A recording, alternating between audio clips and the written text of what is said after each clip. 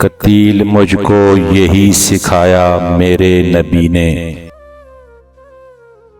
कि फतह पाकर भी दुश्मनों को सजा न देना।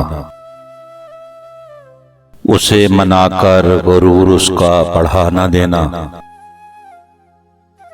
उसे मनाकर गुरूर उसका बढ़ा न देना।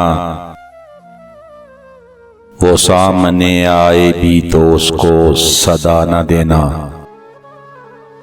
खुलूस को जो खुशामदों में शुमार कर लें तो मैं से लोगों को तोहफातन भी वफा न देना। वो जिसकी ठोकर में हो संभलने का दर्स शामिल तो मैं से पत्थर को रास्ते से हटा न देना। सजा गुनाहों की देना उसको जरूर, लेकिन वो आदमी है तुम उसकी अजमत घटा न देना।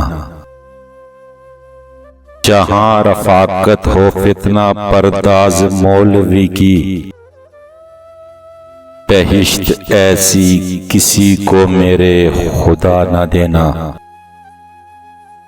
कतील मुझको यही सिखाया मेरे नबी ने